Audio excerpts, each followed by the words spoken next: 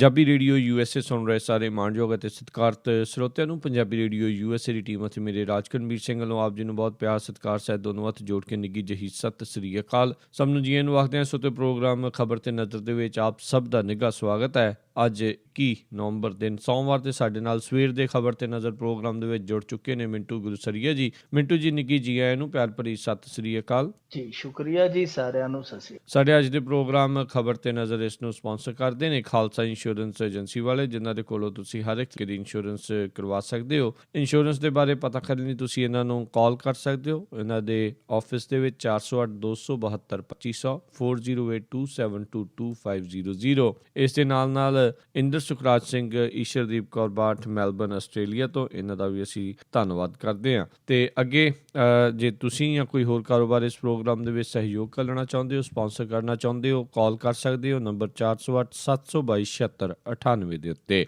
ਗੱਲਬਾਤ ਦਾ ਸਿਲਸਿਲਾ ਮਿੰਟੂ ਜੀ, ਜੇ ਆਪਾਂ ਸ਼ੁਰੂਆਤ ਕਰੀਏ, ਦਰਦਨਾਕ ਰੇਲ ਹਾਦਸੇ ਦੇ ਵਿੱਚ ਮੌਤਾਂ ਦੀ ਗਿਣਤੀ ਵੱਧ ਕੇ 145 ਹੋਈ। ਬੜਾ ਦੁਖਦਾਇਕ ਹਾਦਸਾ ਸੀਗਾ ਜੀ ਜਿਹੜਾ ਇੰਦੌਰ ਨਾ ਐਕਸਪ੍ਰੈਸ ਨੂੰ ਪੇਸ਼ ਆਇਆ। ਕੱਲ ਜਦੋਂ ਇਸ ਮੁਲਕ ਦੇ ਵਿੱਚ ਪੌ ਫਟਾਲਾ ਹੋਇਆ, ਉਹਦੇ ਨਾਲ ਹੀ ਖਬਰ ਆ ਗਈ ਕਿ ਇੰਦੌਰ ਨਾ ਐਕਸਪ੍ਰੈਸ ਆ ਉਹ ਲੀਹ ਲੱਥ ਗਈ। 14 ਡੱਬੇ ਜਿਹੜੇ ਇੱਕ ਦੂਜੇ ਤੇ ਬਹੁਤ ਬੁਰੀ ਤਰ੍ਹਾਂ ਉਹ ਬੋਗੀਆਂ ਜਿਹੜੀਆਂ ਸੀ ਚਿਪਕ ਗਈਆਂ। ਬਹੁਤ ਤਸਵੀਰਾਂ ਸੀਗੀਆਂ ਜਿਹੜੀਆਂ ਏਦਾਂ ਦੀਆਂ ਸਨ। ਬਹੁਤ ਸਾਰੇ ਜਿਹੜੇ ਉਹ ਮਰੇ ਆ ਉਸ ਹਾਦਸੇ ਦੇ ਲੋਕ ਜਿਹੜੇ ਸੁੱਤੇ ਸਨ, ਇਹ ਸੋਚ ਕੇ ਸੁੱਤੇ ਸਨ ਕਿ ਅੱਖ ਜਦੋਂ ਖੁੱਲੇਗੀ ਅਸੀਂ ਆਪਣੀ ਮੰਜ਼ਿਲ ਤੇ ਪਹੁੰਚਾਂਗੇ, ਪਰ ਉਹ ਅੱਖ ਖੁੱਲੀ ਹੋਈ ਨਹੀਂ, ਨਾ ਮੰਜ਼ਿਲ ਆਈ ਤੇ ਨਾ ਅੱਖ। ਇਸ ਘਟਨਾ ਦੇ ਵਿੱਚ ਹੁਣ ਤੱਕ ਜਿਹੜੀ ਮੌਤਾਂ ਦੀ ਗਿਣਤੀ ਉਹ 145 ਤੱਕ ਹੈ ਤੇ ਸ਼ਾਇਦ ਇਹ ਅੰਕੜਾ ਇੱਥੋਂ ਤੱਕ ਹੀ ਰਵੇ, ਕਿਉਂਕਿ ਜੋ ਰਾਹਤ ਕਾਰਜ ਚੱਲਦੇ ਪਏ ਸਨ ਉਹ ਹੁਣ ਬੰਦ। ਦੇਰ ਸ਼ਾਮੀ ਇਹ ਖਬਰ ਆਈ ਕਿ ਜਿਹੜੇ ਰਾਹਤ ਕਾਰਜ ਸੀਗੇ ਰੋਕ ਦਿੱਤੇ ਗਏ। ਦਾ ਮਤਲਬ ਹੈ ਕਿ ਪੂਰੇ ਹੋ ਗਏ, ਸੰਪੂਰਨ ਹੋ ਗਿਆ ਸਾਰਾ ਕੰਮ ਜਿਹੜਾ ਉੱਥੇ ਚੱਲਦਾ ਪਿਆ ਸੀ। ਪਰ ਇਸ ਹਾਦਸੇ ਦੇ ਵਿੱਚੋਂ ਕੁਝ ਗੱਲਾਂ ਜਿਹੜੀਆਂ ਇਹੋ ਜਿਹੀਆਂ ਨਿਕਲ ਕੇ ਸਾਹਮਣੇ ਆਉਂਦੀਆਂ ਜੋ ਬੜੇ ਸਵਾਲ ਖੜੀਆਂ ਕਰ। ਇੱਕ ਤੇ ਇਹ ਹੈ ਕਿ ਉਹ ਜਿਹੜਾ ਚਾਲਕ ਸੀ ਰੇਲ ਗੱਡੀ ਦਾ, ਉਹਦੇ ਮੁਤਾਬਕ ਜਿਹੜੀ ਉਹਨੇ ਮੁੱਢਲੀ ਰਿਪੋਰਟ ਬਣਾ ਕੇ ਭੇਜੀ, ਉਹਨੇ ਆਖਿਆ ਕਿ ਮੈਂ ਜਿਵੇਂ ਹੀ ਇਲੈਕਟ੍ਰੋਨਿਕ ਮੀਟਰ ਦੇ ਵਿੱਚ ਓਵਰਲੋਡਿੰਗ ਵੇਖੀ, ਨਾਲ ਦੀ ਨਾਲ ਇਹਦੀ ਸੂਚਨਾ ਜਿਹੜੀ ਉਹ ਆਪਣੇ ਹੈੱਡਕੁਆਟਰ 'ਚ ਉਹਨਾਂ ਨੇ ਅੱਗੋਂ ਜਵਾਬ ਦਿੱਤਾ ਕਿ ਇਸ ਤਰ੍ਹਾਂ ਕਰਕੇ 30-40 ਕਿਲੋਮੀਟਰ ਜਿਹੜਾ ਹੋਰ ਸਫ਼ਰ ਆ ਉਹ ਤੈਅ ਕਰਿਆ, ਕਿਉਂਕਿ ਕਾਨਪੁਰ ਤੋਂ 40 ਕਿਲੋਮੀਟਰ ਦੂਰ ਹਾਦਸਾ ਦਰਪੇਸ਼ ਆਇਆ। ਉਹ ਕਹਿੰਦੇ ਕਿ ਉੱਥੋਂ ਤੱਕ ਲਿਆ ਹੌਲੀ ਹੌਲੀ ਤੇ ਇੱਥੇ ਆ ਕੇ ਫਿਰ ਵੇਖਦੇ ਆ। ਬਦਕਿਸਮਤੀ ਇਹ ਰਹੀ ਕਿ ਉਹ 40 ਕਿਲੋਮੀਟਰ ਦਾ ਜਿਹੜਾ ਸਫ਼ਰ ਸੀ ਉਹ ਤੈਅ ਨਹੀਂ ਹੋਇਆ। ਇੱਥੋਂ ਤੱਕ ਕਿ ਜਿਹੜੇ ਯਾਤਰੀ ਆ, ਜਿਹੜੇ ਬਚੇ ਆ, ਵਿਟਨੈਸ ਆ, ਜਿਹੜੇ ਵਿਕਟਮ ਵੀ ਆ, ਜਿਹੜੇ ਉਹ ਕਹਿੰਦੇ ਆ ਕਿ ਗੱਡੀ ਦੇ ਜਿਹੜੇ ਪਹੀਏ ਸਨ ਉਹਨਾਂ ਦੇ ਵਿੱਚੋਂ ਬਹੁਤ ਜ਼ੋਰਦਾਰ ਆਵਾਜ਼ ਆਉਂਦੀ ਸੀ, ਖੜ ਖੜ ਖੜ ਖੜ ਜਿਸ ਤਰ੍ਹਾਂ ਇਹ ਇੱਕ ਆਵਾਜ਼ ਆਉਂਦੀ ਸੀ ਅਤੇ ਉਹ ਬਹੁਤ ਲੰਮੇ ਸਮੇਂ ਤੱਕ ਆਉਂਦੀ ਰਹੀ ਆ। ਸੋ ਕਿਤੇ ਨਾ ਕਿਤੇ ਊਣਤਾਈਆਂ ਰਹੀਆਂ ਨੇ, ਕਿਤੇ ਨਾ ਕਿਤੇ ਲਾਪਰਵਾਹੀਆਂ ਹੋਈਆਂ ਨੇ ਜੋ ਜਾਂਚ ਦਾ ਵਿਸ਼ਾ ਹੈ। ਪਰ ਬਦਕਿਸਮਤੀ ਇਹ ਆ ਰਾਜਕਰਨਵੀਰ ਸਿੰਘ ਜੀ, ਸਾਡੇ ਇੱਥੇ 1980 ਦੇ ਵਿੱਚ ਜਿਹੜਾ ਤੂਫਾਨ ਆਇਆ ਸੀ ਬਿਹਾਰ ਦੇ ਵਿੱਚ, ਉਸ ਤੂਫਾਨ ਦੇ ਕਰਕੇ ਨਦੀ 'ਚ ਇੱਕ ਟ੍ਰੇਨ ਜਾ ਡਿੱਗੀ ਸੀ ਜਿਹਦੇ ਵਿੱਚ 800 ਯਾਤਰੀ ਮਰੇ ਸਨ। ਉਸ ਤੋਂ ਬਾਅਦ ਲੈ ਕੇ ਜੇ ਆਪਾਂ ਗੱਲ ਕਰੀਏ 1980 ਤੋਂ ਬਾਅਦ 2000, 2001, 2002, 80 ਤੋਂ ਦਰਮਿਆਨ ਵੀ ਜਿਹੜੇ 20 ਸਾਲ ਮੈਂ ਛੱਡੇ ਹੋ ਇਸ ਕਰਕੇ ਕਿਉਂਕਿ ਬੜੀ ਲੰਮੀ ਫਹਿਰਿਸਤ ਹੈ। ਹਰੇਕ ਸਾਲ ਕੋਈ ਨਾ ਕੋਈ ਇਹੋ ਜਿਹਾ ਵੱਡਾ ਹਾਦਸਾ ਵਾਪਰਦਾ। ਤੁਸੀਂ 80 ਤੋਂ ਚੱਕ ਕੇ ਤੁਰ ਪਵੋ, ਹਰੇਕ ਸਾਲ ਕੋਈ ਨਾ ਕੋਈ ਏਡਾ ਵੱਡਾ ਹਾਦਸਾ ਵਾਪਰਦਾ। ਵੈਸੇ ਹਾਦਸੇ ਰੋਕੇ ਨਹੀਂ ਜਾ ਸਕਦੇ ਜਿੱਥੇ ਏਡਾ ਵੱਡਾ ਰੇਲਵੇ ਨੈਟਵਰਕ ਹੋਵੇ, ਪਰ ਸਵਾਲ ਇਹੀ ਖੜੇ ਹੁੰਦੇ ਕਿ ਜਿਸ ਤਰ੍ਹਾਂ ਦੀ ਉਹ ਡਰਾਈਵਰ ਹੁਣ ਦੱਸ ਰਿਹਾ ਕਿ ਉਹਨੇ ਸੂਚਨਾ ਦਿੱਤੀ, ਅੱਗੋਂ ਲਾਪਰਵਾਹੀ ਵਾਲੀ ਜਿਹੜੀ ਕਾਰਵਾਈ ਉਹ ਅੰਜਾਮ ਦਿੱਤੀ ਗਈ। ਇੱਕ ਤੇ ਇਹ ਹੈ ਕਿ ਇੱਥੇ ਲਾਪਰਵਾਹੀ ਹੈ ਜਿਹੜੀ ਉਹ ਕਰਨ ਵਾਲਿਆਂ ਨੂੰ ਸਜ਼ਾ ਨਹੀਂ ਹੁੰਦੀ, ਉਹਨਾਂ ਨੂੰ ਕੋਈ ਡਰ ਨਹੀਂ, ਉਹਨਾਂ ਨੂੰ ਕੋਈ ਭੈ ਨਹੀਂ। ਦੂਜਾ ਇਹ ਕਿ ਜਦੋਂ ਵੀ ਕਿਤੇ ਹਾਦਸਾ ਵਾਪਰਦਾ ਉਦੋਂ ਜਿਹੜਾ ਰਿਸਪੌਂਸ ਹੋਣਾ ਚਾਹੀਦਾ ਹੈ, ਜੋ ਐਕਸ਼ਨ ਹੋਣਾ ਚਾਹੀਦਾ, ਉਹ ਇੱਥੇ ਬੜਾ ਢਿੱਲ ਮੱਠ ਵਾਲਾ। ਇਸ ਹਾਦਸੇ ਦੇ ਵਿੱਚ ਵੀ ਇਹ ਗੱਲ ਨਿਕਲ ਕੇ ਆਉਂਦੀ ਪਈ ਆ ਕਿ ਇਹ ਹਾਦਸਾ ਤੜਕੇ 3:05 ਤੇ ਵਾਪਰਿਆ ਤੇ ਜਿਹੜੇ ਰਾਹਤ ਕਾਰਜ ਆ ਉਹ 8 ਵਜੇ ਸ਼ੁਰੂ ਹੋਇਆ। ਵੇਖ ਲਓ, ਜੇ 8 ਵਜੇ ਹੋਇਆ ਸ਼ੁਰੂ, ਇਹਦਾ ਮਤਲਬ ਹੈ ਕਿ 5 ਘੰਟੇ ਜਿਹੜਾ ਉਹ ਵਿੱਚ ਖਪਾ ਪਿਆ। ਜੇ ਰਾਹਤ ਕਾਰਜ ਫੌਰੀ ਤੌਰ ਤੇ ਸ਼ੁਰੂ ਹੋ ਜਾਂਦੇ ਤੇ ਇਹ ਅੰਕੜਾ ਜਿਹੜਾ ਜਾਣਾ ਜਾਣ ਵਾਲਾ ਬਹੁਤ ਘੱਟ ਹੋ ਸਕਦਾ ਸੀ। ਪਰ ਬਾਵਜੂਦ ਇਸ ਦੇ ਜਿਹੜਾ ਸਾਡਾ ਇੱਥੋਂ ਦਾ ਰੇਲ ਮੰਤਰੀ ਹੈ ਸੁਰੇਸ਼ ਪ੍ਰਭੂ, ਬਹੁਤ ਸੰਜੀਦਾ ਵਿਅਕਤੀ ਹੈ, ਉਹ ਮੌਕੇ ਤੇ ਪਹੁੰਚਿਆ, ਉਹਨੇ ਜਾਂਚ ਪੜਤਾਲ ਦੇ ਹੁਕਮ ਵੀ ਦਿੱਤੇ ਆ। ਪਰ ਉਮੀਦ ਕਰਦੇ ਆ ਇਹ ਇੱਕ ਤੇ ਜਿਹੜੇ ਲਾਪਰਵਾਹ ਲੋਕ ਆ ਉਹਨਾਂ ਤੇ ਥੋੜਾ ਜਿਹਾ ਸਕੰਜਾ ਕੱਸਿਆ ਜਾਏਗਾ। ਦੂਜਾ ਇਹ ਆ ਕਿ ਜਿਹੜੀ ਰਾਹਤ ਕਾਰਜਾਂ ਦੇ ਵਿੱਚ ਦੇਰੀ ਹੁੰਦੀ ਹੈ, ਇਹ ਬਹੁਤ ਢਿੱਲ ਮੱਠ ਵਾਲਾ ਜਿਹੜਾ ਰਵੱਈਆ ਅੱਗੇ ਤੋਂ ਨਹੀਂ ਹੋਏਗਾ। ਪਰ ਸਾਡੀ ਤੇ ਕਾਮਨਾ ਇਹੋ ਹੈ ਕਿ ਨੌਬਤ ਹੀ ਨਾ ਆਵੇ ਰਾਹਤ ਕਾਰਜਾਂ ਵਾਲੀ। ਹਾਂ, ਇਹ ਹੈ ਕਿ ਲਾਪਰਵਾਹੀ ਕਿਤੇ ਨਾ ਰਵੇ। ਜੀ ਜੀ ਜੀ ਮਿੰਟੂ ਜੀ, ਅਗਲੀ ਆਪਾਂ ਗੱਲ ਕਰੀਏ ਨੋਟਬੰਦੀ ਤੇ ਹਰ ਪਾਸੇ ਬਵਾਲ, ਭਾਜਪਾ ਦੇ ਵਿੱਚੋਂ ਵੀ ਆਵਾਜ਼ਾਂ ਉੱਠਣ ਲੱਗੀਆਂ ਨੇ ਅਤੇ ਉਧਰ ਜਿਹੜੇ ਕਾਲੀ ਕਮਾਈ ਵਾਲੇ ਆ ਉਹ ਤਾਂ ਹੁਣ ਆਪਣੀ ਕਾਲਖ ਨੂੰ ਚਿੱਟਿਆਂ ਕਰਨ 'ਚ ਲੱਗੇ ਆ। ਅਸਲ ਦੇ ਵਿੱਚ ਇਸ ਤਰ੍ਹਾਂ ਜਾਪਣ ਲੱਗ ਪਿਆ ਕਿ ਜਿਹੜੇ ਸਾਡੇ ਇੱਥੋਂ ਦੇ ਬੈਂਕ ਡੁੱਬਦੇ ਪਏ ਸੀਗੇ, ਉਹਨਾਂ ਬੈਂਕਾਂ ਨੂੰ ਤਾਰਨ ਲਈ ਨਰਿੰਦਰ ਮੋਦੀ ਹੈ ਜਿਹੜਾ ਉਹ ਤਾਰਨਹਾਰ ਬਣ, ਕਿਉਂਕਿ ਕੁਝ ਸਮਾਂ ਪਹਿਲਾਂ ਤੱਕ ਸੁਪਰੀਮ ਕੋਰਟ ਦੇ ਵਿੱਚ ਜਦੋਂ ਡਿਫਾਲਟਰਾਂ ਦੀ ਸੂਚੀ ਮੰਗੀ ਗਈ ਸੀ ਤੇ ਬੈਂਕ ਜਿਹੜੇ ਝਿਜਕਦੇ ਉੱਥੇ ਸੂਚੀ ਦੇ ਕੇ ਆਏ ਸਨ। ਨਹੀਂ ਜੀ, ਇਹ ਸੂਚੀ ਜਨਤਕ ਨਾ ਕਰਿਓ, ਬੈਂਕ ਦੀਆਂ ਨੀਤੀਆਂ ਦਾ ਸਵਾਲ ਆ, ਬੈਂਕ ਦੇ ਲੈਣ ਦੇਣ ਦਾ ਸਵਾਲ ਆ। ਫਿਰ ਬੈਂਕਾਂ ਨੇ ਵੀ ਰੌਲਾ ਪਾਇਆ ਕਿ ਅਸੀਂ ਤੇ ਦੀਵਾਲੀਏ ਆ ਜੀ, ਅਸੀਂ ਤੇ ਬਹੁਤ ਬੁਰਾ ਹਾਲ ਆ ਸਾਡਾ। ਪਰ ਅਚਾਨਕ ਹੁਣ ਬੈਂਕਿੰਗ ਸੈਕਟਰ ਦੇ ਵਿੱਚੋਂ ਆਵਾਜ਼ਾਂ ਆਉਣ ਲੱਗ ਪਈਆਂ। RBI ਨੇ ਕਹਿ ਦਿੱਤਾ ਜੀ ਅਸੀਂ ਵਿਆਜ ਦਰ ਘੱਟ ਕਰ ਦਿਆਂਗੇ, ਬੈਂਕ ਕਹਿੰਦੇ ਜੀ ਅਸੀਂ ਆਪਣੇ ਪੈਰਾਂ ਤੇ ਖੜੇ ਹੋ ਗਏ। ਇਹਦਾ ਮਤਲਬ ਇਹ ਆ ਕਿ ਬੈਂਕਾਂ ਦੇ ਵਿੱਚ ਪੈਸਾ ਹੈ ਜਿਹੜਾ ਉਹ ਅਥਾ ਗਿਆ। ਜਿਵੇਂ ਅੱਜ ਇੱਕ ਅੰਕੜਾ ਇਹਨਾਂ ਨੇ ਜਾਰੀ ਕੀਤਾ, ਉਹ ਫਿਗਰ ਆ ਕਿ 5.44 ਲੱਖ ਕਰੋੜ ਰੁਪਈਆ ਜਿਹੜਾ ਉਹ ਹੁਣ ਤੱਕ ਜਮ੍ਹਾਂ ਹੋ ਚੱਲਿਆ। ਮੰਨ ਲਓ 5.5 ਲੱਖ ਕਰੋੜ ਰੁਪਈਆ ਜਿਹੜਾ ਹੁਣ ਤੱਕ ਬੈਂਕਾਂ ਦੇ ਵਿੱਚ ਪਹੁੰਚ ਗਿਆ। ਹੁਣ ਇਹਦਾ ਬਹੁਤ ਸਿੱਧਾ ਅਰਥ ਆ ਕਿ ਜਿਹੜਾ ਪੈਸਾ ਏਡੇ ਵੱਡੇ ਪੱਧਰ ਤੇ ਜਮ੍ਹਾਂ ਹੋਇਆ ਉਹ ਬਦਲੇ 'ਚ ਨਿਕਾਸੀ ਦੇ ਰੂਪ ਦੇ ਵਿੱਚ ਬਹੁਤ ਥੋੜਾ ਬਾਹਰ ਆ ਰਿਹਾ। ਜਿਹਨੇ ਜਮ੍ਹਾਂ ਕਰਾਇਆ ਮੰਨ ਲਓ 2.5 ਲੱਖ, ਉਹਨੂੰ ਮਿਲਣਾ ਤੇ 2,000 ਆ, ਜਾਂ ਇੱਕ ਹਫ਼ਤੇ ਦਾ ਜਿਹੜਾ 20,000, ਬਾਕੀ ਉਹ ਰੁਪਈਆ ਜਿਹੜਾ ਡਿਪੋਜ਼ਿਟ ਹੋ ਗਿਆ ਉਹਦਾ। ਹੁਣ ਇਹਦੇ ਵਿੱਚ ਬੈਂਕਿੰਗ ਸੈਕਟਰ ਜਿਹੜਾ ਹਿੱਲਿਆ ਫਿਰਦਾ ਸੀ ਤੇ ਪੈਰਾਂ ਸਿਰ ਹੋਇਆ। ਇਹ ਜ਼ਰੂਰਤ ਕਿਉਂ ਪਈ? ਇਹਨਾਂ ਨੇ ਕਾਰਪੋਰੇਟ ਲਈ ਦਰਵਾਜ਼ੇ ਖੋਲੇ ਸਨ। ਮਨਮੋਹਨ ਸਰਕਾਰ ਨੇ ਵੀ ਇਹੋ ਕੀਤਾ। ਨਰਿੰਦਰ ਮੋਦੀ ਨੇ ਤੇ ਆ ਕੇ ਤਿਰੰਗਲੀਆਂ ਦੇ ਨਾਲ ਪੈਸਾ ਵੰਡਿਆ ਉਹਨਾਂ ਨੂੰ। ਜਦੋਂ ਨੋਟਬੰਦੀ ਚੱਲੀ ਹੈ ਉਸੇ ਦਰਮਿਆਨ ਹੀ ਇਹ ਖਬਰ ਆ ਗਈ ਕਿ 7,000 ਕਰੋੜ ਰੁਪਈਆ ਜਿਹੜਾ ਉਹ ਵੱਟੇ ਖਾਤੇ ਪਾ ਦਿੱਤਾ ਗਿਆ 63 ਡਿਫਾਲਟਰਾਂ ਦਾ। ਇਹ ਜਿਹੜੀਆਂ ਚੀਜ਼ਾਂ ਇਹ ਸੋਚਣ ਲਈ ਮਜਬੂਰ ਕਰਦੀਆਂ ਕਿ ਕਿਤੇ ਇਹ ਤੇ ਨਹੀਂ ਹੋਇਆ ਕਿ ਕੰਮ ਜਿਹੜਾ ਹੈ ਉਹ ਕਿਸੇ ਹੋਰ ਮਜਬੂਰੀ 'ਚ ਕੀਤਾ ਗਿਆ ਤੇ ਉਹਨੂੰ ਜਾਮਾ ਪਹਿਨਾ ਦਿੱਤਾ ਗਿਆ ਜੀ ਕਾਲੇ ਧਨ ਦੇ ਉੱਤੇ। ਇਹ ਸਰਜੀਕਲ ਸਟ੍ਰਾਈਕ ਆ, ਕਿਉਂਕਿ ਆਰਥਿਕ ਸ਼ਾਸਤਰੀ ਦੱਸਦੇ ਆ, ਉਹ ਕਹਿੰਦੇ ਕਿ 86% ਸੀ ਜਿਹੜੀ ਉਹ ਤੇ ਕਰੰਸੀ ਸੀ ਕਿ ਜਿਹੜੀ ਵੱਡੇ ਨੋਟਾਂ ਵਾਲੀ, ਰਹਿ ਗਈ 14% ਛੋਟਿਆਂ ਵਾਲੀ। ਜਿਹੜੀ ਕਰੰਸੀ ਤੁਸੀਂ ਵੱਡੇ ਪੱਧਰ ਤੇ ਜਿਹੜੀ ਬਾਹਰ ਕੀਤੀ ਹੈ, ਛੋਟੀ ਕਰੰਸੀ ਹੈ ਜਿਹੜੀ ਉਹ ਚੱਲਦੀ ਰੱਖੀ ਹੈ, ਉਹਦੇ ਵਿੱਚ ਕਿੰਨੀ ਕੁ ਜਿਹੜੀ ਫੇਕ ਕਰੰਸੀ ਹੋਏਗੀ। ਦੂਜੇ ਨੰਬਰ ਤੇ ਉਹ ਇਹ ਕਹਿੰਦੇ ਆ ਕਿ ਰੀਅਲ ਅਸਟੇਟ ਦੇ ਵਿੱਚ ਜਿਹੜਾ ਆ ਉਹ ਕਾਲਾ ਧਨ ਲੱਗਾ ਹੋਇਆ। ਕਾਲਾ ਧਨ ਹੈ ਜਿਹੜਾ ਬਾਹਰਲੇ ਮੁਲਕਾਂ ਦੇ ਵਿੱਚ ਪਿਆ, ਤੁਸੀਂ ਉਧਰੋਂ ਕਿਉਂ ਨਹੀਂ ਮੂੰਹ ਕਰਦੇ? ਸੋ ਇਹ ਬੜੇ ਸਵਾਲ ਆ। ਇਹ ਸਵਾਲ ਹੈ ਜਿਹੜਾ 100% ਦਾ ਇਹੋ ਹੀ ਹੈ ਕਿ ਇਸ ਚੀਜ਼ ਨੂੰ ਕਿਸੇ ਹੋਰ ਮਜਬੂਰੀ 'ਚ ਕੀਤਾ ਗਿਆ, ਕਿਉਂਕਿ ਨਰਿੰਦਰ ਮੋਦੀ ਦੇ ਪੱਲੇ ਇਸ ਸਮੇਂ ਯੂਪੀ 'ਚ ਜਾਣ ਲਈ ਕੋਈ ਬਹੁਤੀ ਵੱਡੀ ਸਫਲਤਾ ਨਹੀਂ। ਇੱਕ ਦੋ ਨੇ ਉੜੀ 'ਚ ਅਸੀਂ ਸਰਜੀਕਲ ਸਟ੍ਰਾਈਕ ਕੀਤਾ, ਹੁਣ ਕਹਿ ਦੇਣਗੇ ਜੀ ਕਾਲੇ ਧਨ ਤੇ ਅਸੀਂ ਸਟ੍ਰਾਈਕ ਕੀਤਾ। ਜੇ ਇਸ ਤੋਂ ਇਲਾਵਾ ਆਪਾਂ ਵੇਖੀਏ ਤਾਂ 2.5 ਸਾਲਾਂ ਦੇ ਸ਼ਾਸਨ ਕਾਲ ਦੇ ਵਿੱਚ ਕੋਈ ਵੀ ਇਹੋ ਜਿਹੀ ਵੱਡੀ ਸਫਲਤਾ ਇਹਦੇ ਹੱਥ ਨਹੀਂ ਜਿਹੜੀ ਇਹਦੀ ਭਲ ਬਣਾਵੇ। ਸੋ ਇੱਕ ਬਹੁਤ ਵੱਡੀ ਲੱਗਦਾ ਕਿ ਸਿਆਸੀ ਮਜਬੂਰੀ ਦੇ ਵਿੱਚ ਕਦਮ ਚੁੱਕਿਆ ਗਿਆ, ਜਿਹਨੂੰ ਰੰਗਤ ਇਹ ਦਿੱਤੀ ਗਈ ਕਿ ਅਸੀਂ ਕਾਲੇ ਧਨ ਤੇ ਸਟ੍ਰਾਈਕ ਕੀਤਾ। ਤੇ ਹੁਣ ਉਹਨੂੰ ਰਾਸ਼ਟਰਵਾਦ ਦੇ ਨਾਲ ਜੋੜਨ ਲਈ ਦੇਖੋ ਕੀ ਕਰਦੇ ਫਿਰਦੇ ਆ। ਪਹਿਲਾਂ ਤੇ ਜਾਇਜ਼ ਠਹਿਰਾਉਣ ਲਈ ਨਰਿੰਦਰ ਮੋਦੀ ਦੀ 95 ਸਾਲ ਦੀ ਮਾਂ ਨੂੰ ਲਾਈਨ ਦੇ ਵਿੱਚ ਲਾ ਦਿੱਤਾ ਗਿਆ ਬੈਂਕ ਦੇ ਅੰਦਰ। ਫਿਰ ਹੁਣ ਅੱਜ ਜਿਹੜਾ ਰਾਮਦੇਵ ਆ ਉਹ ਸਾਧਾਂ ਦਾ ਟੋਲਾ ਲੈ ਕੇ ਪ੍ਰੈਸ ਕਾਨਫਰੰਸ ਕਰਦਾ, ਇੱਥੋਂ ਤੱਕ ਕਹਿ ਦਿੰਦਾ ਹੈ ਕਿ ਜੀ ਜਿਹੜਾ ਇਹਦਾ ਵਿਰੋਧ ਕਰਦਾ ਉਹ ਤੇ ਰਾਸ਼ਟਰ ਵਿਰੋਧੀ ਹੈ। ਪਰ ਸਵਾਲ ਇਹ ਪੈਦਾ ਹੁੰਦਾ ਹੈ ਕਿ ਇਹਨਾਂ ਦੇ ਵਿੱਚੋਂ ਜਿਹੜੀਆਂ ਆਵਾਜ਼ਾਂ ਉੱਠਦੀਆਂ ਪਈਆਂ ਉਹ ਕੌਣ ਨੇ? ਉਹ ਰਾਸ਼ਟਰ ਵਿਰੋਧੀ ਹੈ ਜਾਂ ਰਾਸ਼ਟਰੀ ਭਗਤ ਆ? ਸੁਬਰਾਮਣੀਅਮ ਸਵਾਮੀ ਇਹਨਾਂ ਦਾ ਰਾਜ ਸਭਾ ਦਾ ਮੈਂਬਰ ਆ। ਉਹਨੇ ਅੱਜ ਇਹ ਗੱਲ ਆਖੀ, ਉਹਨੇ ਆਖਿਆ ਅਰੁਣ ਜੇਤਲੀ ਨੇ ਅਮਲ ਦੇ ਵਿੱਚ ਲਿਆਉਣ ਲਈ ਇਸ ਸਕੀਮ ਲਈ ਕੋਈ ਤਿਆਰੀ ਨਹੀਂ ਸੀ। ਬਿਲਕੁਲ ਉਹਦੀਆਂ ਤਿਆਰੀਆਂ ਜਿਹੜੀਆਂ ਨਾਕਾਸ ਸਨ। ਇਹਦਾ ਮਤਲਬ ਹੈ ਕਿ ਹੁਣ ਸੁਬਰਾਮਣੀਅਮ ਸਵਾਮੀ ਵੀ ਰਾਸ਼ਟਰ ਵਿਰੋਧੀ ਆ।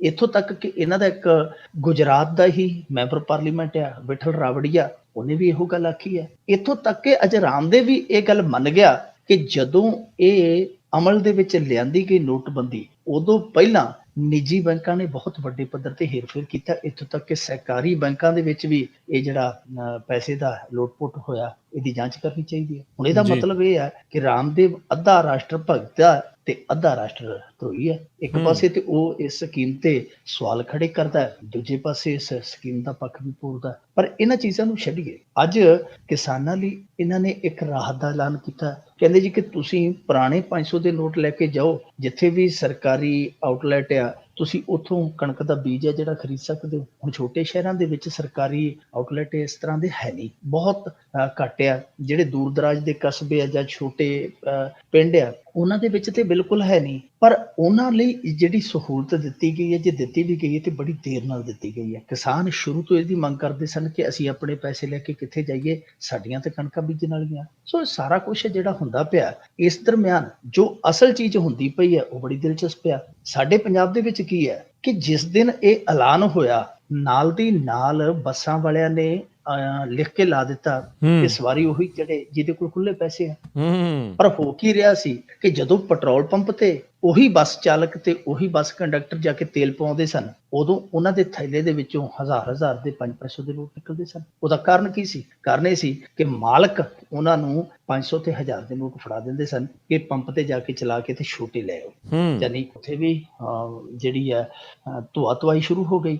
ਦੱਖਣ ਦੇ ਵਿੱਚੋਂ ਇਹ ਚੀਜ਼ ਸਾਹਮਣੇ ਆ ਰਹੀ ਹੈ ਕਿ ਉੱਥੇ ਜਿਹੜੇ ਸਮਗਲਰ ਹੈ, ਖਾਸ ਤੌਰ ਤੇ ਤਮਿਲਨਾਡੂ, ਕਰਨਾਟਕ, ਜਿਹੜਾ ਜੰਗਲੀ ਏਰੀਆ ਹੈ, ਇਹਨਾਂ ਏਰੀਆ ਦੇ ਵਿੱਚ ਜਿਹੜੇ ਆਦਿਵਾਸੀ ਰਹਿੰਦੇ ਆ, ਉਹਨਾਂ ਨੂੰ ਕੁੱਟਿਆ ਜਾ ਰਿਹਾ, ਬਹੁਤ ਬੁਰੀ ਤਰ੍ਹਾਂ ਉਹਨਾਂ ਨੂੰ ਟੌਰਚਰ ਕੀਤਾ ਜਾ ਰਿਹਾ ਤੇ ਨਾਲ ਮਜਬੂਰ ਕੀਤਾ ਜਾ ਰਿਹਾ ਕਿ ਆਹ ਪੈਸੇ ਲੈ ਜਾਓ, ਆਪੋ ਆਪਣੇ ਖਾਤਿਆਂ 'ਚ ਪਾ ਕੇ ਲੈ ਆਓ, ਔਰ ਜਦੋਂ ਤੁਹਾਨੂੰ ਅਸੀਂ ਕਵਾਂਗੇ ਉਦੋਂ ਵਾਪਸ ਕਢਾ ਦਿਓ ਜੀ। ਉਹ ਆਦਿਵਾਸੀ ਮਜਬੂਰ ਹੋ ਕੇ ਆਪੋ ਆਪਣੇ ਖਾਤੇ ਜਾਂ ਤੇ ਖੁਲਵਾ ਰਹੇ ਆ, ਜਿਨ੍ਹਾਂ ਦੇ ਹੈਗੇ ਆ ਉਹਨਾਂ ਦੇ ਖਾਤਿਆਂ 'ਚ ਪਾ ਰਹੇ ਆ। ਇਹੋ ਜਿਹਾ ਕੁਝ ਵੀ ਚੱਲੀ ਜਾਂਦਾ। ਹੋਰ ਬਹੁਤ ਕੁਝ ਹੈ ਜਿਹੜਾ ਉਹ ਸਾਹਮਣੇ ਆਉਂਦਾ ਪਿਆ। ਇੱਥੋਂ ਤੱਕ ਕਿ ਭਾਜਪਾ ਦੇ ਇੱਕ ਮੰਤਰੀ ਦੀ ਗੱਡੀ 'ਚੋਂ 92 ਲੱਖ ਰੁਪਈਆ ਫੜਿਆ ਗਿਆ ਪਰਸੋਂ ਮੁੰਬਈ ਦੇ ਵਿੱਚ। ਉਹ ਮਹਾਰਾਸ਼ਟਰ ਦਾ ਸਹਿਕਾਰਤਾ ਮੰਤਰੀ ਆ। ਇੱਥੋਂ ਤੱਕ ਕਿ ਸਾਡੇ ਪੰਜਾਬ ਦੇ ਵਿੱਚ ਵਾਘੇ ਬਾਰਡਰ ਦੇ ਕੋਲੋਂ 40-45 ਲੱਖ ਰੁਪਈਆ ਫੜਿਆ। ਉਹਨਾਂ ਨੂੰ ਪੁੱਛਿਆ ਕਿ ਤੁਸੀਂ ਇਹ ਕਿੱਥੇ ਲੈ ਕੇ ਚੱਲੇ ਸੋ? ਉਹਨਾਂ ਕਿਹਾ ਅਸੀਂ ਭਾਰਤੀ ਜਨਤਾ ਪਾਰਟੀ ਦੇ ਇੱਕ ਨੇਤਾ ਕੋਲ ਲੈ ਕੇ ਚੱਲੇ ਸਾਂ। ਆਏ ਕਿੱਥੋਂ? ਕਹਿੰਦੇ ਜੀ ਅਸੀਂ ਮੁਕਤਸਰ ਜ਼ਿਲ੍ਹੇ ਦੇ ਵਿੱਚੋਂ ਆਏ ਹਾਂ। ਹੁਣ ਮੁਕਤਸਰ ਜ਼ਿਲ੍ਹਾ ਤੁਹਾਨੂੰ ਪਤਾ ਹੀ ਹੈ ਕਿਹਦਾ ਜ਼ਿਲ੍ਹਾ। ਉਹ ਕਹਿੰਦੇ ਕਿ ਮੁਕਤਸਰ ਜ਼ਿਲ੍ਹੇ ਚੋਂ ਆਏ ਹਾਂ ਤੇ ਭਾਰਤੀ ਜਨਤਾ ਪਾਰਟੀ ਦੇ ਇੱਕ ਨੇਤਾ ਕੋਲ ਚੱਲੇ ਹੁਸ਼ਿਆਰਪੁਰ। ਇਹੋ ਜਿਹਾ ਸਾਰਾ ਕੁਝ ਚੱਲਦਾ ਪਿਆ। ਯਾਨੀ ਜਿਹੜੇ ਖਿਡਾਰੀ ਹੈ ਉਹ ਆਪਣੀ ਖੇਡ ਖੇਡੀ ਜਾ ਰਹੇ ਆ, ਪਰ ਇਸ ਦੇ ਬਾਵਜੂਦ ਅਸੀਂ ਜੇ ਦੂਜੇ ਪਾਸੇ ਵੇਖਦੇ ਹਾਂ, ਜਨਤਾ ਜਿਹੜੀ ਉਹ ਲਾਈਨਾਂ ਦੇ ਵਿੱਚ ਖੜੀ ਹੈ। ਸਾਡਾ ਪ੍ਰਧਾਨ ਮੰਤਰੀ ਕਹਿੰਦਾ ਜੀ ਕਿ ਮੈਂ ਚੋਰਾਂ ਨੂੰ ਭਾਜਣਾ ਪਾ ਦਿੱਤੀਆਂ, ਚੋਰ ਕਤਾਰਾਂ 'ਚ ਖੜੇ ਆ। ਹੁਣ ਇਹਦਾ ਮਤਲਬ ਇਹ ਹੈ ਕਿ ਜਿਹੜੇ ਲਾਈਨਾਂ ਦੇ ਵਿੱਚ ਲੱਗੇ ਆ ਲੋਕ ਉਹ ਚੋਰ ਆ, ਪਰ ਉੱਥੇ ਤਾਂ ਕੋਈ ਨਜ਼ਰ ਨਹੀਂ ਆਉਂਦਾ। ਉੱਥੇ ਤੇ ਸੂਟਡ ਬੂਟਡ ਕੋਈ ਨਜ਼ਰ ਨਹੀਂ ਆਉਂਦਾ।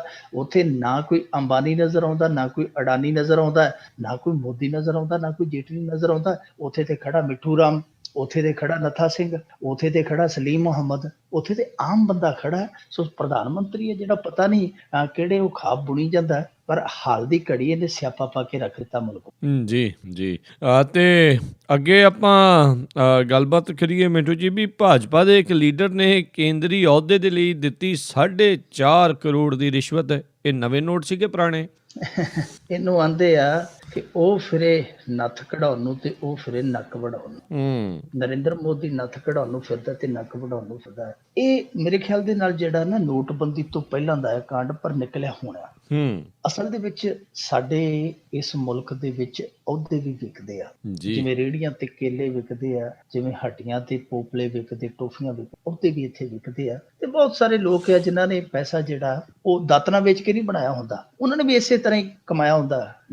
ਨੇਤਾਗਿਰੀ ਕਰਕੇ ਉਹਨੂੰ ਥਾਣੇ ਫੜਾ ਦਿੱਤਾ, ਉਹਨੂੰ ਛਡਾ ਦਿੱਤਾ, ਉਧਰੋਂ ਉਹਦੇ ਤੋਂ ਚੋਰੀ ਕਰਵਾ ਦਿੱਤੀ, ਉਧਰੋਂ ਉਹਦੀ ਚੋਰੀ ਢੱਕ ਦਿੱਤੀ। ਉਹ ਇਸੇ ਤਰੀਕੇ ਨਾਲ ਕਮਾਉਂਦੇ ਰਹਿੰਦੇ ਆ। ਫਿਰ ਜਦੋਂ ਉਹਨਾਂ ਕੋਲ ਅਥਾਹ ਧਨ ਜੁੜ ਜਾਂਦਾ, ਫਿਰ ਉਹ ਵੇਖਦੇ ਆ ਕਿ ਹੁਣ ਬਿਜ਼ਨਸ ਦੇ ਵਿੱਚ ਵਾਧਾ ਕਰਨਾ ਚਾਹੀਦਾ, ਹੁਣ ਮੈਨੂੰ ਇਸ ਇਲਾਕੇ ਚੋਂ ਨਿਕਲ ਕੇ ਦਿੱਲੀ ਜਾਣਾ ਚਾਹੀਦਾ, ਕਿਉਂਕਿ ਹੁਣ ਮੈਂ ਨੇਤਾਗਿਰੀ ਦੇ ਸਾਰੇ ਗੁਣ ਜਿਹੜੇ ਉਹ ਸਿੱਖ ਚੁੱਕਾ। ਇਹਨੇ ਵੀ ਜੁਗਾੜ ਲਾਇਆ। ਇਹ ਅਸਲ ਦੇ ਵਿੱਚ ਜੈਪੁਰ ਦਾ ਰਹਿਣ ਵਾਲਾ ਸੀਤਾਰਾਮ ਦਾ ਨਾਮ ਹੈ, ਭਾਰਤੀ ਪਾਰਟੀ ਦਾ ਨੇਤਾ। 4.5 ਕਰੋੜ ਰੁਪਈਆ ਇਸ ਸੱਜਣ ਨੇ ਦਿੱਤਾ। ਇਹਨੇ ਇਸ ਕਰਕੇ ਦਿੱਤਾ ਕਿ ਜਿਹੜਾ ਕੇਂਦਰੀ ਖਾਦ ਤੇ ਨਾਗਰਿਕ ਪੂਰਤੀ ਮੰਤਰਾਲਾ ਉਹਦੇ ਵਿੱਚ ਵੇਅਰ ਹਾਊਸ ਦੀ ਚੇਅਰਮੈਨ ਮੈਨੂੰ ਮਿਲ ਜਾਏ ਜੀ। ਇਹਨੂੰ ਇਹਦੇ ਨੇੜਲੇ ਇੱਕ ਬੰਦੇ ਨੇ ਆਖਿਆ, ਦਿੱਲੀ ਦੇ ਵਿੱਚ 2 ਕਾਰੋਬਾਰੀ ਹੈ, ਆਜਾ ਤੈਨੂੰ ਉਹਨਾਂ ਨਾਲ ਮਿਲਾ ਦੇਣਾ, ਲਾਲ ਬੱਤੀ ਵਾਲੀ ਕਾਰ ਤੇ ਤੈਨੂੰ ਚੁਟਕੀਆਂ ਚ ਲੈ ਦੇਣਗੇ। ਉਹਨਾਂ ਨੇ ਅੱਗੇ ਇੱਕ ਬਹੁਤ ਵੱਡੇ ਨੇਤਾ ਦੇ ਨਾਲ ਇਹਦੀ ਮਿਲਣੀ ਕਰਾ ਦਿੱਤੀ। ਇਸ ਸੱਜਣ ਨੇ 4.5 ਕਰੋੜ ਰੁਪਈਆ 2 ਕਿਸ਼ਤਾਂ ਦੇ ਵਿੱਚ ਉਹਨਾਂ ਨੂੰ ਦੇ ਦਿੱਤਾ। ਮੁੜ ਕੇ ਹੋਇਆ ਕਿ ਜਿਹੜਾ ਪਾਰਲੀਮੈਂਟਰੀ ਸਟਰੀਟ ਥਾਣਾ ਹੈ, ਉਹਨਾਂ ਨੂੰ ਪਤਾ ਲੱਗ ਗਿਆ ਕਿ ਇਸ ਅਹੁਦੇ ਲਈ ਸੌਦੇਬਾਜ਼ੀ ਹੁੰਦੀ ਹੈ। ਉਹਨਾਂ ਨੇ ਸੀਤਾਰਾਮ ਚੁੱਕ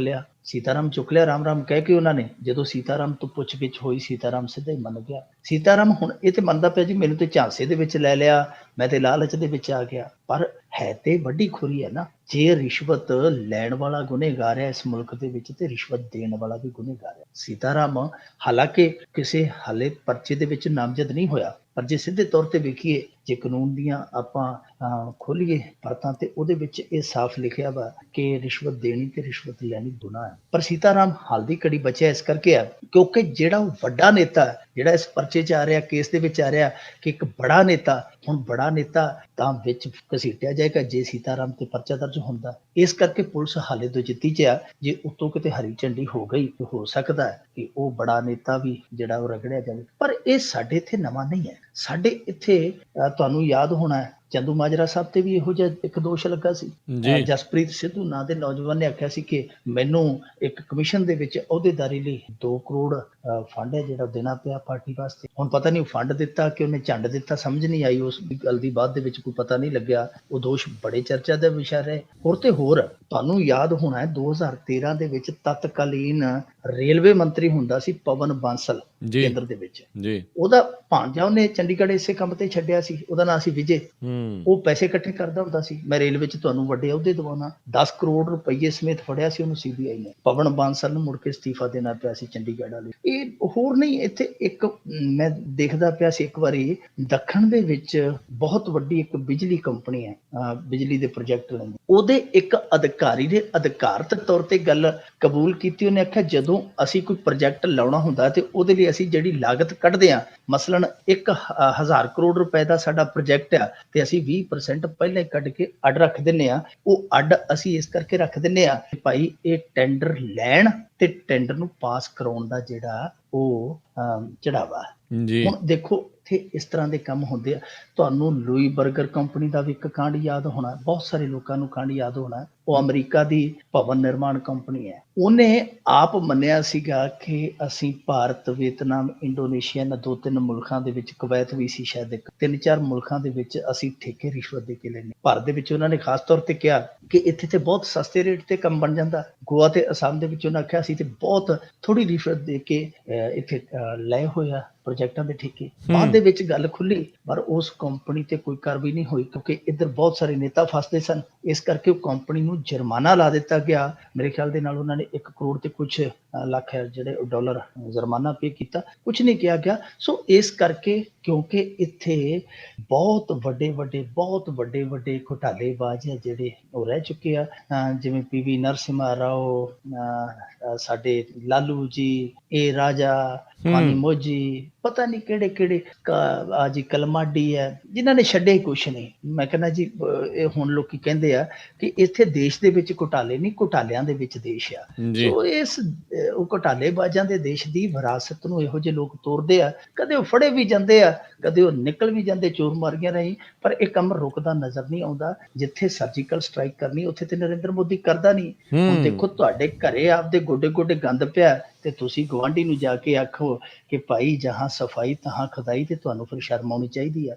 ਜੀ ਮਿੰਟੂ ਜੀ, ਅਗਲੀ ਆਪਾਂ ਗੱਲ ਕਰੀਏ ਬੈਂਸ ਭਰਾਵਾਂ ਦਾ ਧੜਾ 5 ਸੀਟਾਂ ਤੇ ਚੋਣ ਲੜੇਗਾ, ਆਪ ਦੇ ਨਾਲ ਹੋਇਆ ਸਮਝੌਤਾ। ਆਲਮਾ ਇਕਬਾਲ ਇੱਕ ਬਹੁਤ ਵੱਡਾ ਸ਼ਾਇਰ ਹੋਇਆ ਤੇ ਉਹਦੀਆਂ 2 ਪੰਕਤੀਆਂ ਯਾਦ ਆਉਂਦੀਆਂ ਸਾਰੇ ਘਟਨਾਕ੍ਰਮ ਨੂੰ ਵੇਖ ਕੇ। ਉਹ ਕਹਿੰਦਾ ਤਸਕੀਨ ਨਾ ਹੋ ਜਿਸਸੇ वो राज बदल डालो, जो राज न रख पाए हम राज बदल डालो, तुमने भी सुनी होगी बड़ी आम कहावत है, अंजाम का जो हो खतरा आगाज बदल डालो।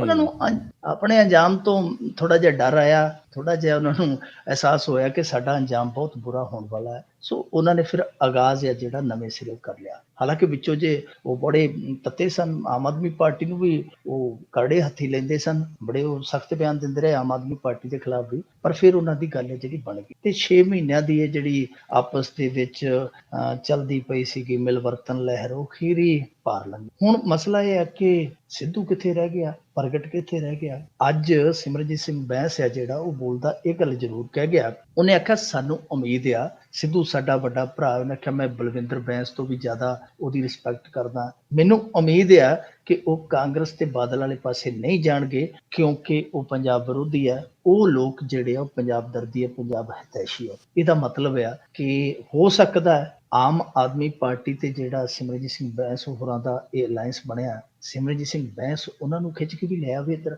ਜਾਂ ਇਹ ਹੋ ਸਕਦਾ ਕੋਈ ਉਹ ਰਸਤਾ ਉਹਦਾ ਤਲਾਸ਼ ਲੈਣ। ਪਰ ਪ੍ਰਗਟ ਦੀ ਉਮੀਦ ਜ਼ਿਆਦਾ ਹੈ। ਸਿੱਧੂ ਦਾ ਤੇ ਇਸ ਤਰ੍ਹਾਂ ਲੱਗਦਾ ਜਿਸ ਤਰ੍ਹਾਂ ਗੇਰ ਉਹਨਾਂ ਨੇ ਕੱਢ ਦਿੱਤਾ ਭਾਜਪਾ ਵਾਲਿਆਂ ਨੇ, ਉਹ ਤੇ ਨਿਊਟਰਲ ਕਰ ਦਿੱਤਾ ਗਿਆ ਉੱਥੇ। ਦੂਜੀ ਗੱਲ ਪ੍ਰਗਟ ਦੀ ਜਿਹੜੀ ਹੈ ਕਿ ਪ੍ਰਗਟ ਨੂੰ ਕਾਂਗਰਸ ਵਾਲੇ ਵੀ ਹੱਥੋਂ ਹੱਥ ਲੈਣ ਨੂੰ ਤਿਆਰ ਆ। ਇਹ ਵੀ ਹੋ ਸਕਦਾ ਕਿ ਉਹਨੂੰ ਟਿਕਟ ਵੀ ਮਿਲੇ। ਪਰ ਦੂਜੇ ਪਾਸੇ ਸਿੱਧੂ ਦਾ ਕੋਈ ਵੀ ਹਾਲੇ ਪੱਕਾ ਜਿਹੜਾ ਉਹ ਕੋਈ ਵੀ ਫੈਸਲਾ ਸਾਹਮਣੇ ਆਉਂਦਾ ਨਜ਼ਰ ਨਹੀਂ ਆਉਂਦਾ, ਕਿਉਂਕਿ ਸਿੱਧੂ ਦੀਆਂ ਬ੍ਰੇਕਾਂ ਮੈਨੂੰ ਲੱਗਦਾ ਜਿੱਥੋਂ ਤੱਕ ਭਾਜਪਾ ਵਾਲਿਆਂ ਨੇ ਉਹ ਖਿੱਚ ਦਿੱਤੀਆਂ, ਹੈਂਡ ਬ੍ਰੇਕ ਲਾ ਦਿੱਤੀ ਹੈ। ਉਹਨਾਂ ਆਖਿਆ ਕਿ ਜਿੱਥੇ ਹੈਗਾ ਉੱਥੇ ਖੜਾ ਰਹਿ। ਦੂਜੇ ਪਾਸੇ ਸਿਮਰਨਜੀਤ ਸਿੰਘ ਬੈਂਸ ਹੋਰੀ ਚਲੇ ਗਏ, ਪਰ ਨਾਲ ਹੀ ਹੁਣ ਸਵਾਲ ਵੀ ਚਲੇ ਗਏ। ਉਹ ਲੋਕ ਜਿਹੜੇ ਦੂਜੇ ਇਹਨਾਂ ਦੇ ਸਿਆਸੀ ਵਿਰੋਧੀ ਪੁੱਛਣ ਲੱਗ ਪਏ ਕਿ ਪਾਣੀਆਂ ਤੇ ਸਟੈਂਡ ਦੱਸੋ, ਤੁਸੀਂ ਤੇ ਆਂਦੇ ਹੋ ਅਸੀਂ ਕਤਰਾ ਵਹਾ ਦਿਆਂਗੇ, ਤੇ ਦਿੱਲੀ ਵਾਲਾ ਜਿਹੜਾ ਮੁੱਖ ਮੰਤਰੀ ਹੈ ਤੁਹਾਡਾ ਸੁਪਰੀਮੋ ਹੈ ਉਹ ਕਹਿੰਦਾ ਕਿ ਜੀ ਪਾਣੀ का जिस पे हक बनता है, जिसका पानी तो सबका है ਉਹਨੂੰ ਦੇਣਾ ਚਾਹੀਦਾ। ਤੇ ਹੁਣ ਦੱਸੋ ਤੁਸੀਂ ਉਹਦੇ ਤੋਂ ਪੁੱਛੋਗੇ ਕਿ ਨਹੀਂ? ਸੋ ਸਿਮਰਨਜੀਤ ਸਿੰਘ ਬੈਂਸ ਹੋਰਾਂ ਨੂੰ ਸਵਾਲ ਤੇ ਕਈ ਜਿਹੜੇ ਆ ਫੇਸ ਕਰਨੇ ਪੈਣਗੇ। ਪਰ ਦੂਜੇ ਪਾਸੇ ਹਾਲ ਦੀ ਘੜੀ ਜਾਪਦਾ ਇਹ ਆ ਕਿ ਆਮ ਆਦਮੀ ਪਾਰਟੀ ਵੀ ਘੱਟ ਲਾਹੇ 'ਚ ਨਹੀਂ ਹੈ। 2-3 ਸੀਟਾਂ ਲੁਧਿਆਣੇ ਜ਼ਿਲ੍ਹੇ ਦੇ ਵਿੱਚ ਖਾਸ ਤੌਰ ਤੇ ਸਿਮਰਨਜੀਤ ਸਿੰਘ ਬੈਂਸ ਹੋ ਰਹੀ ਹੈ ਜਿਹੜੇ ਉਹ ਤੇ ਤੁਹਾਨੂੰ ਪਤਾ ਹੀ ਧੜੱਲਾ ਰੱਖਦੇ ਆ ਪੂਰਾ ਲੁਧਿਆਣੇ ਇਲਾਕੇ ਦੇ ਵਿੱਚ। ਨਾਲ ਜਿਸ ਤਰੀਕੇ ਨਾਲ ਪਹਿਲਾਂ ਤੇ ਫੂਲਕਾ ਵਿਰੋਧ ਕਰਦਾ ਹੁੰਦਾ ਸੀ, ਹੁਣ ਜਿਸ ਤਰੀਕੇ ਨਾਲ ਫੂਲਕੇ ਦੇ ਜਿਹੜੇ ਸਹੁਰਿਆ ਉਹ ਇਸ ਆਮਦ ਤੇ ਨਰਮ ਪਏ ਦੱਸਦੇ ਉਹਨੇ ਬਹੁਤ ਵੱਡਾ ਰੋਲ ਅਦਾ ਕੀਤਾ ਇਸ ਆਮਦ ਲਈ। ਤਾਂ ਉਹ ਤੋਂ ਜਾਪਦਾ ਕਿ ਫੂਲਕਾ ਸਾਹਿਬ ਵੀ ਫਾਇਦੇ 'ਚ ਹੋ ਜਾਣਗੇ, ਕਿਉਂਕਿ ਉਹਦੀ ਟਿਕਟ ਵੀ ਹੈ ਜਿਹੜੀ ਲੁਧਿਆਣਾ ਜ਼ਿਲ੍ਹੇ ਦੇ ਵਿੱਚ ਆ। ਇਸ ਕਰਕੇ ਆਮ ਆਦਮੀ ਪਾਰਟੀ ਨੂੰ ਹਾਲ ਦੀ ਘੜੀ ਫਾਇਦਾ ਮਿਲਦਾ ਨਜ਼ਰ ਆਉਂਦਾ ਬੈਂਸ ਭਰਾਵਾਂ ਦੀ ਆਮਦ ਦੇ ਨਾਲ। ਪਰ ਅੱਗੇ ਜਾ ਕੇ ਦੇਖਾਂਗੇ ਕਿ ਹੁਣ ਇਹ ਜਿਹੜੇ ਆਵਾਜ਼ੇ ਪੰਜਾਬ ਦੇ ਸਹੁਰਿਆ ਇਹ ਕੀ ਸਿੱਧੂ ਨੂੰ ਜਾਂ ਪ੍ਰਗਟ ਨੂੰ ਮੋਹਿਤ ਕਰਦੇ ਜਾਂ ਨਹੀਂ ਕਰਦੇ, ਪਰ ਹਾਲ ਦੀ ਘੜੀ ਬਹਿਸ ਭਰਾ ਹੈ ਜਿਹੜੇ ਟਿਕਾਣੇ ਡਿੱਗੇ ਲੱਗਦੇ ਆ। ਜੀ ਜੀ ਜੀ ਇੱਧਰ ਮੈਨੂੰ ਲੱਗਦਾ ਬੈਂਸ ਹੁਣੀ ਸੈਟਲ ਹੋ ਜਾਣਗੇ ਤੇ ਉੱਧਰ ਸੁੱਚਾ ਸਿੰਘ ਲੰਗਾਹ ਹੋਣਾ ਦੀ ਟਿਕਟ ਵਾਪਸ ਲੈ ਸਕਦਾ ਅਕਾਲੀ ਦਲ। ਦੇਖੋ ਸੁੱਚਾ ਸਿੰਘ ਲੰਗਾਹ ਨੂੰ ਇੱਕ ਮਾਮਲੇ 'ਚ 3 ਸਾਲ ਦੀ ਸਜ਼ਾ ਹੋਈ, ਤੁਹਾਨੂੰ ਯਾਦ ਹੋਣਾ ਜੀ ਕਿ 2015 ਦੇ ਵਿੱਚ ਸੁੱਚਾ ਸਿੰਘ ਲੰਗਾਹ ਨੂੰ ਭ੍ਰਿਸ਼ਟਾਖੋਰੀ ਤੇ ਆਮਦਨ ਤੋਂ ਵੱਧ ਜਾਇਦਾਦ ਬਣਾਉਣ ਦੇ ਦੋਸ਼ ਹੇਠ ਵਿਸ਼ੇਸ਼ ਅਦਾਲਤ ਨੇ 3 ਸਾਲ ਦੀ ਕੈਦ ਕਰ ਦਿੱਤੀ ਸੀ ਜੀ। 1 ਕਰੋੜ ਦਾ ਜੁਰਮਾਨਾ ਵੀ ਸੁਣਾਇਆ ਸੀ। ਲੋਕ ਹੈਰਾਨ ਹੋ ਗਏ ਸਨ। ਇਹਨੇ ਖੜੇ ਪੈਰ ਅਦਾਲਤ ਦੇ ਵਿੱਚ ਇੱਕ ਠੇਕੇਦਾਰ ਨੂੰ ਟੈਲੀਫੋਨ ਕੀਤਾ ਕਿ ਭਾਈ ਕਰੋੜ ਰੁਪਈਆ ਲੈ ਕੇ ਆ, ਤੇ ਉਹ ਠੇਕੇਦਾਰ ਸੀ ਜਿਹੜਾ ਉਹ ਉੱਥੇ ਅਦਾਲਤ ਦੇ ਵਿੱਚ ਪਹੁੰਚ ਗਿਆ ਸੀ।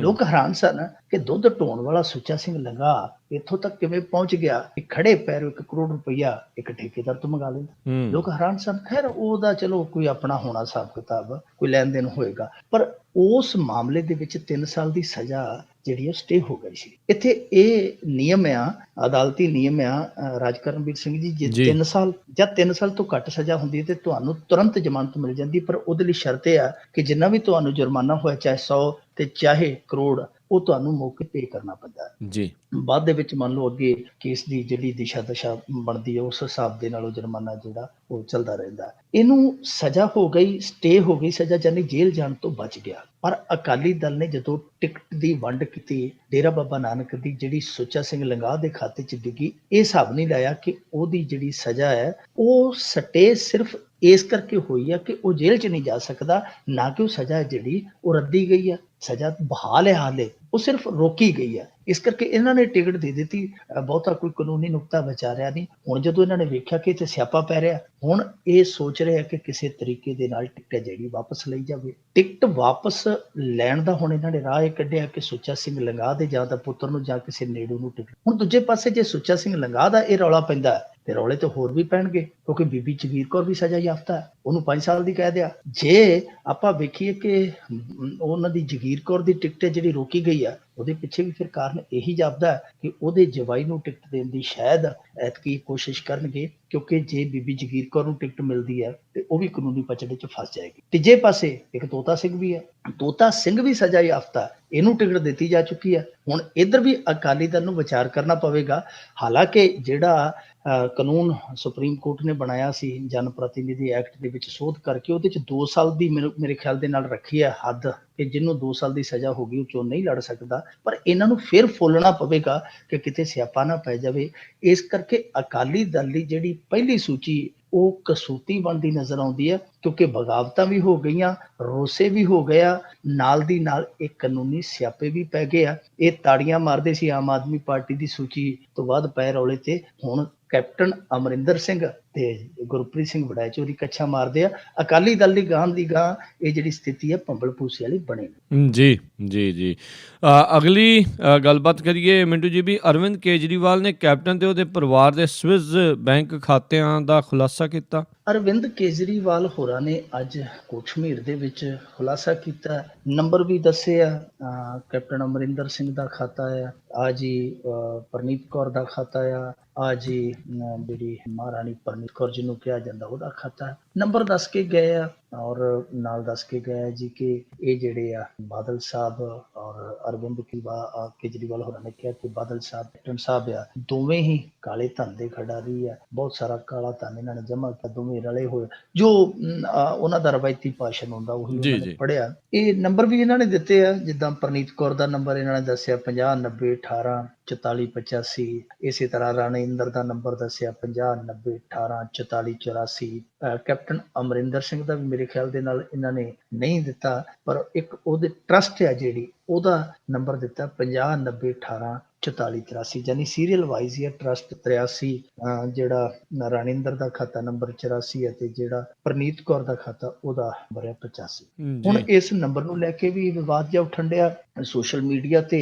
ਬਹੁਤ ਸਾਰੇ ਜਿਹੜੇ ਆਪ ਦੇ ਆਲੋਚਕ ਆ ਉਹ ਇੱਕ ਜਿੱਦਾਂ ਕਹਿ ਲਈਏ ਉਦਾਹਰਨ ਪਾ ਰਹੇ ਆ ਸਵਿਸ ਅਕਾਊਂਟਾਂ ਦੀ ਲੈ ਕੇ ਕਿ ਸਵਿਸ ਅਕਾਊਂਟ ਹੈ ਜਿਹੜੇ ਉਹ ਇਸ ਤਰ੍ਹਾਂ ਨਹੀਂ ਹੁੰਦੇ ਜਿਵੇਂ ਕੇਜਰੀਵਾਲ ਦੱਸ ਰਿਹਾ। ਉਹ ਕਹਿੰਦੇ ਕਿ ਕੇਜਰੀਵਾਲ ਤਾਂ ਜਿਵੇਂ ਰੇਲ ਗੱਡੀ ਦਾ ਟਿਕਟ ਦਾ ਨੰਬਰ ਹੁੰਦਾ ਉਹ ਹੀ ਦੱਸੀ ਜਾਂਦਾ, ਉਹ ਤੇ ਜਿਹੜਾ ਡਿਜਿਟ ਜਿਹੜੇ ਹੁੰਦੇ ਆ ਉਹ ਵੱਖਰੇ ਹੁੰਦੇ ਆ, ਕੈਪੀਟਲ ਅੱਖਰ ਵੱਖਰੇ ਹੁੰਦੇ ਆ, ਕੰਟਰੀ ਕੋਡ ਵਿੱਚ ਵੱਖਰਾ ਹੁੰਦਾ। ਸੋ ਉਹ ਵੀ ਇੱਕ ਜਿਹੜਾ ਆ ਹੁਣ ਚਰਚਾ ਇੱਥੇ ਛਿੜਿਆ ਪਿਆ। ਪਰ ਇਹ ਗੱਲਾਂ ਜੇ ਛੱਡ ਦਈਏ, ਇੱਕ ਚੀਜ਼ ਹੋ ਰਿਹਾ ਕਿ ਇਹ ਕਹਿੰਦੇ ਖੁਲਾਸਾ, ਪਰ ਮੈਂ ਕਹਿੰਦਾ ਖੁਲਾਸਾ ਨਹੀਂ ਹੈ, ਇਹ ਦੋਹਰ ਲੱਗੀ ਹੈ। ਕਿਉਂਕਿ ਅਸਲ ਦੇ ਵਿੱਚ ਤੁਹਾਨੂੰ ਯਾਦ ਹੋਣਾ ਹੈ 21 ਮਾਰਚ ਨੂੰ ਆਮ ਆਦਮੀ ਪਾਰਟੀ ਦੇ ਭਗਵੰਤ ਮਾਨ ਤੇ ਸੰਜੇ ਸਿੰਘ ਹੋਰਾਂ ਨੇ ਇਹੋ ਹੀ ਖੁਲਾਸਾ ਪਹਿਲਾਂ ਕੀਤਾ ਹੋਇਆ ਇਹਨਾਂ ਅਕਾਊਂਟਾਂ ਦਾ। ਇਹ ਪ੍ਰੈਸ ਕਾਨਫਰੰਸ ਕਰਕੇ 21 ਮਾਰਚ 2015 ਨੂੰ ਇਹ ਦੋਹਰ ਲਾਈ ਅਰਵਿੰਦ ਕੇਜਰੀਵਾਲ ਨੇ। ਪਰ ਠੀਕ ਆ, ਹੁਣ ਇਹਨਾਂ ਨੇ ਲਾ ਤਾਂ ਦਿੱਤੀ ਹੈ, ਪਰ ਕੱਲ ਨੂੰ ਇਹਨਾਂ ਨੂੰ ਇਸ ਸਵਾਲ ਦਾ ਜਵਾਬ ਦੇਣਾ ਪਵੇਗਾ ਕਿ ਇਹ ਜਿਹੜੇ ਖਾਤੇ ਨੰਬਰ ਹੈ ਜਿਹੜੇ 10-10 ਡਿਜਿਟ ਦੇ ਦੇ ਰਹੇ ਆ, ਕਿ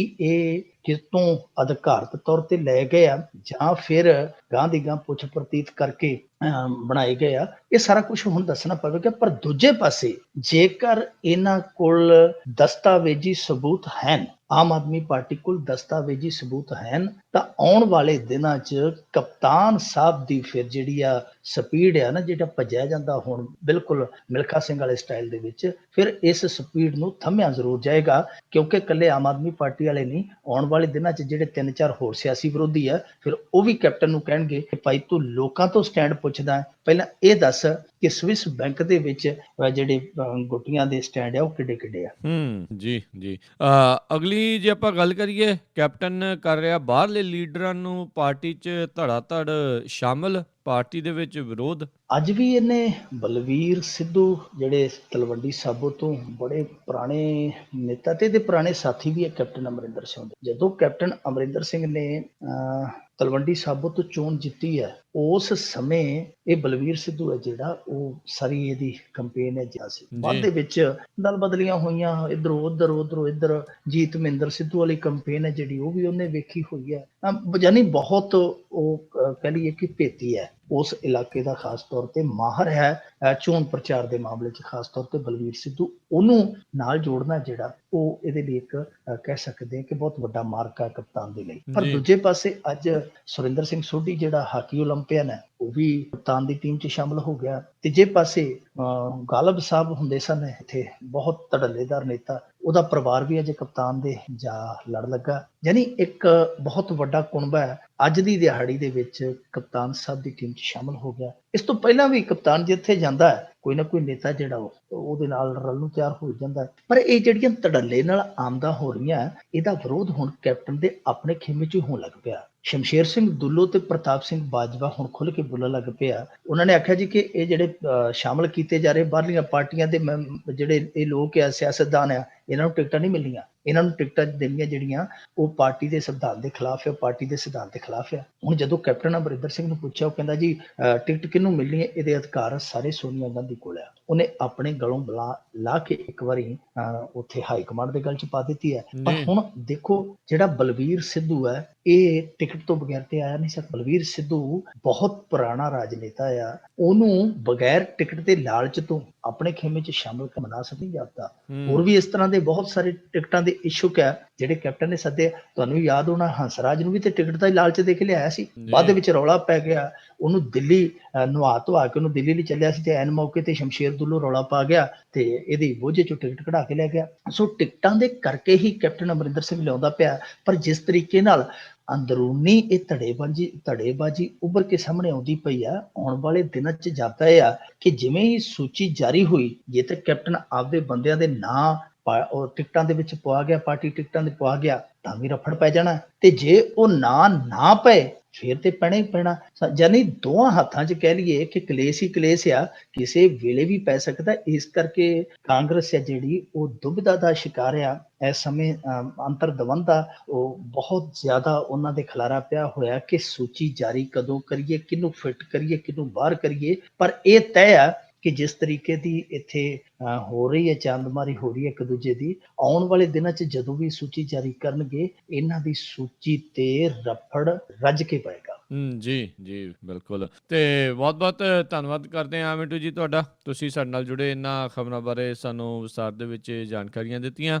ਅਗਲੇ ਬੁਲੇਟਿਨ ਤੱਕ ਲਈ ਤੁਹਾਡੇ ਤੋਂ ਇਜਾਜ਼ਤ ਲੈਂਦੇ ਹਾਂ, ਉਦੋਂ ਤੱਕ ਲਈ ਬਹੁਤ ਹੀ ਪਿਆਰ ਸਤਿਕਾਰ ਸਤਿ ਨਿੱਘੀ ਜਿਹੀ ਸਤਿ ਸ਼੍ਰੀ ਅਕਾਲ ਜੀ। ਸਤਿ ਸ਼੍ਰੀ ਅਕਾਲ। ਤੇ ਸੋਤੇ ਹੁਣ ਇੱਥੇ ਹੀ ਮੈਨੂੰ ਵੀ ਇਜਾਜ਼ਤ ਦਿਓ, ਮੇਰੇ ਵੱਲੋਂ ਵੀ ਆਪ ਸਭ ਨੂੰ ਬਹੁਤ ਪਿਆਰ ਸਤਿਕਾਰ ਸਾਹਿਬ ਦੋਨੋਂ ਹੱਥ ਜੋੜ ਕੇ ਨਿੱਘੀ ਜਿਹੀ ਸਤਿ ਸ਼੍ਰੀ ਅਕਾਲ। ਜਿਉਂਦੇ ਵਸਦੇ ਰਹੋ, ਹੱਸਦੇ ਖੇਲਦੇ ਰਹੋ, ਸੁਣਦੇ ਰਹੋ ਪੰਜਾਬੀ ਰੇਡੀਓ US।